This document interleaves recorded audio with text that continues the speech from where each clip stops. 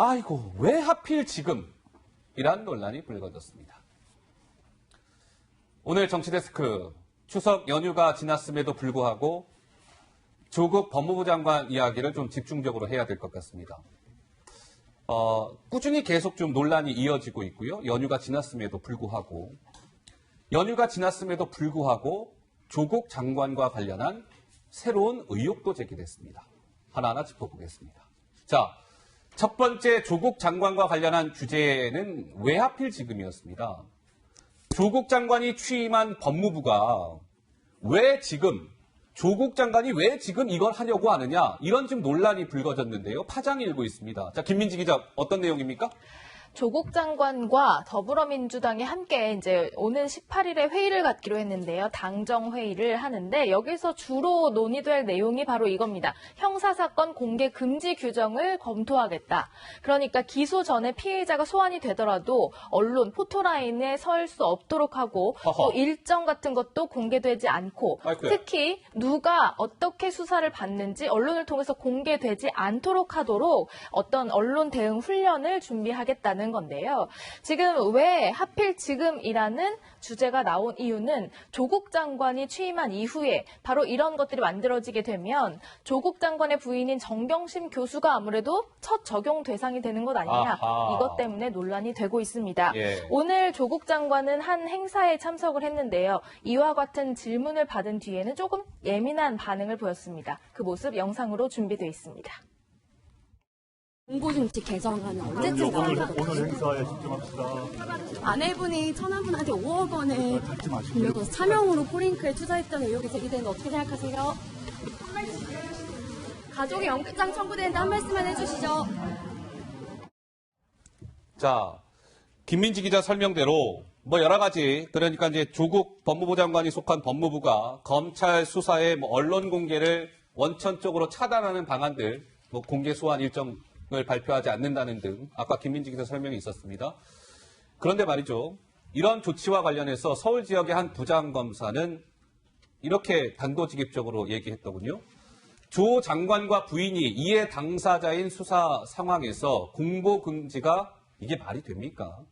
조 장관을 위한 훈련 개정으로 검찰에 이건 압박을 주기 위한 조치입니다. 이런 얘기가 나왔고요.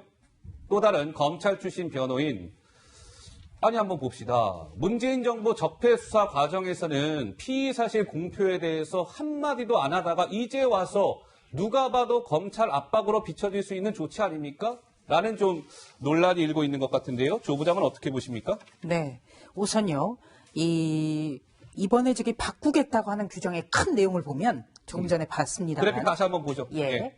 첫 번째는 공보 준칙을 형사사건 공개 금지에 관한 규정으로 통째로 바꾼다는 거예요. 그러니까 쉽게 말하면 형사사건과 관련해서는 이 노출 자체를 완전히 전면적으로 차단한다는 거고요. 또 두 번째는 특정인 소환의 경우에 당사자가 서면으로 동의한 경우가 아니면 공개 소환을 할 수 없도록 한다.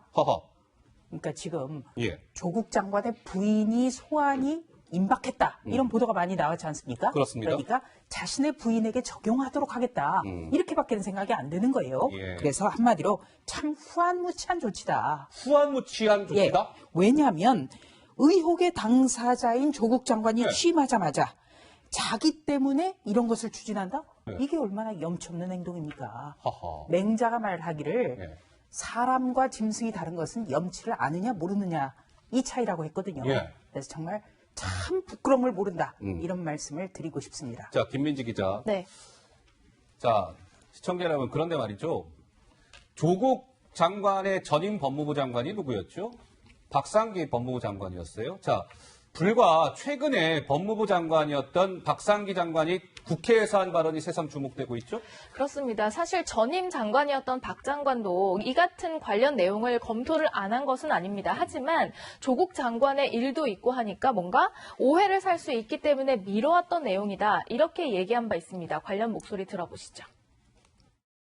이 소위 포토라인 세우는 거하고요. 피의사실 공표하는 거하고 심야수사 이 세 가지를 없애겠다고 여러 차례 말씀을 드렸습니다. 제가 재임 중에 이걸 발표해야 되겠다는 결심을 하고 준비 중에 있었는데 오비락이 될 것 같아서 대단히 다시 한번 또 유보 상태에 있는 지금 상황입니다. 그러니까 조국 장관 의혹과 전혀 상관이 없는 박상기 법무장관마저도 오비 일학이 될 것 같아서 유보하고 있습니다라고 말했습니다. 그런데 정작 조국 법무부 장관은 지금 여러 가지 의혹의 당사자 아니겠습니까? 그런 조국 법무부 장관이 이 같은 조치를 취하려고 하니 이게 말이 되느냐라는 야권의 반발의 목소리가 점차 커지고 있더군요. 그러니까 박상기 전 법무부 장관이 정답을 얘기한 거예요. 이걸 지금 와가지고 소위 형사사건 공개 금지 규정. 사실 박상기 장관은 공보 준칙의 변경을 얘기를 했던 거죠. 그러면 그 가장 첫 번째 혜택이 누구한테 돌아오냐? 조국 장관 후보자하고 그 가족들한테 돌아온다.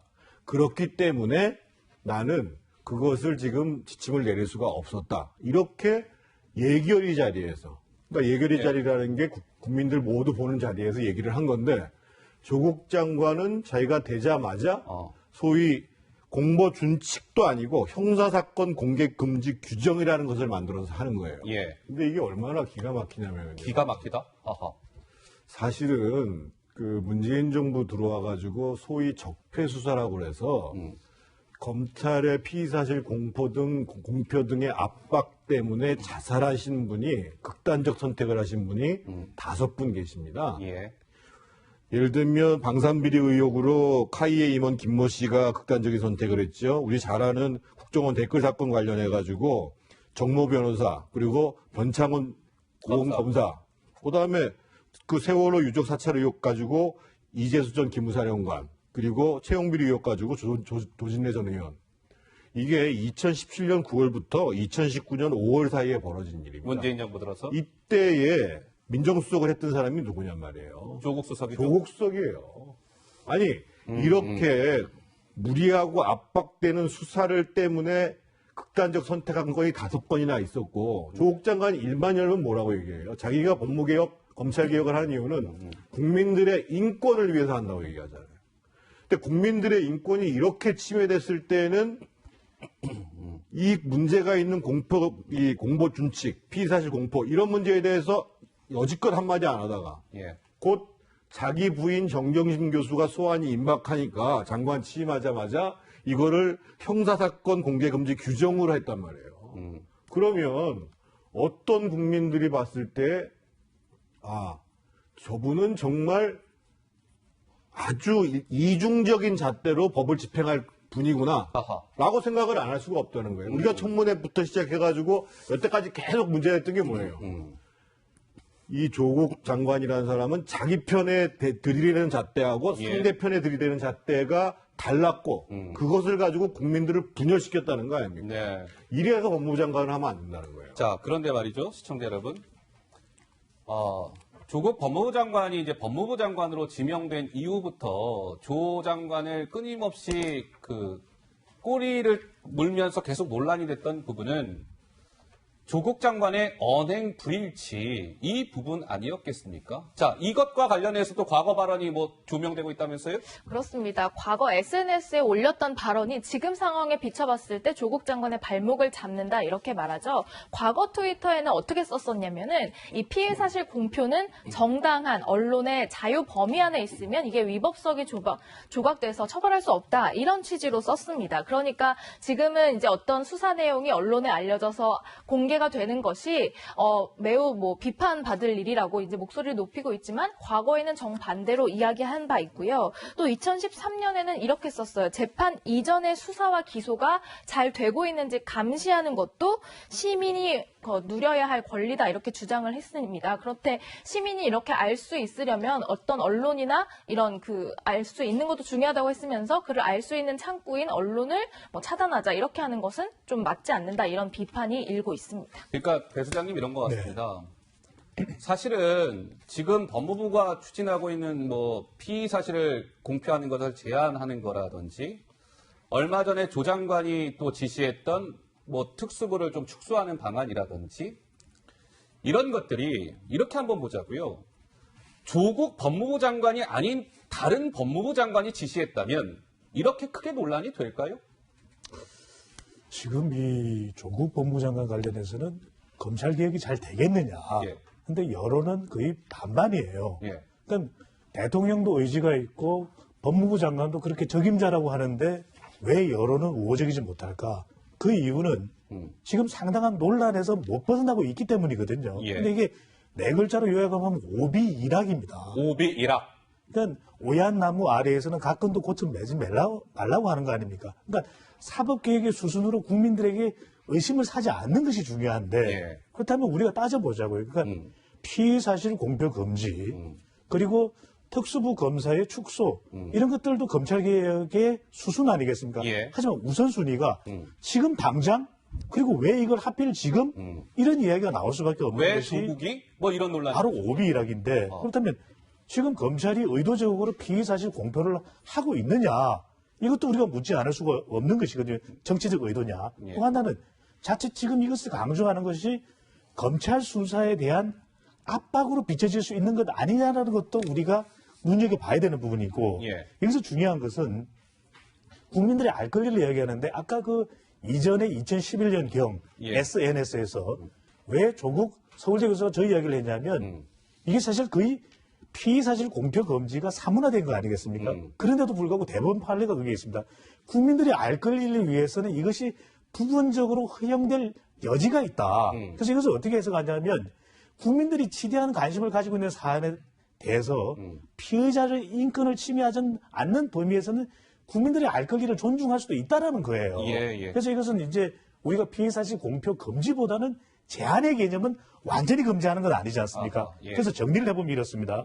왜 지금 이 사법개혁을 이야기했을 때 또 하나 중요한 것이 이 조국 법무부 장관이 이야기를 했습니다. 자, 모든 사법개혁은 국회로 갈 것이다. 네네. 근데 이건 법무부 훈령입니다. 국회로 가질 않아요. 이것 또한 의심을 살 수가 있다는 것이고 또 하나는 이런 것이 나올 때는 먼저 가장 우선적으로 이렇게 본인 제외, 나와 관련된 것은 모두 제외다. 예. 라고 이야기했었어야 되는 것이죠. 알겠습니다. 네, 우선 자, 다시 예. 좀 정리를 드리면요. 피의사실 공표라는 것은 그러니까 수사 중에 검사가 수사를 통해서 알 수 있는 것 이것이 밖으로 나가는 것을 금지하는 것은 형법 126조에 규정이 되어 있습니다. 예. 그런데 이것이 바로 말씀하신 국민의 알 권리와 상충하기 때문에 그렇다면 국민의 알 권리라는 것은 고위공직자라든지 아니면 거학, 공공의 적 이런 사람들 같은 경우에는 기소 전에도 검사가 수사 브리핑을 통해서라든지 아니면 기자의 일문일답을 통해서 확인해 주는 것 예. 이거를 전면적으로 허용을 하는 겁니다. 알겠습니다. 그런데 조국 장관 같은 경우는 법무부 장관이에요. 법치를 말해야 하는 사람이 지금 의혹의 당사자거든요. 예. 그런데 본인 같은 경우가 바로 피의사실 공표의 예외적 범위에 속하는데 본인이 이것을 막겠다? 정말 이거는 염치가 없는 겁니다. 자, 이번 이 논란과 관련해서 야권에서는요, 이런 비판의 목소리가 터져 나왔습니다. 그 목소리 잠깐 듣고 오시죠. 조국 문제는 개인과 일가의 본 비리를 넘어서 이 정권 인사들이 대거 가담한 권력형 게이트로 드러나고 있습니다. 조국의 부당한 검찰 인사 개입 법박과 공보 준칙 강화를 빙자한 검찰 수사 보도 금지 추진은 명백한 수사 외압이며 수사 방해입니다.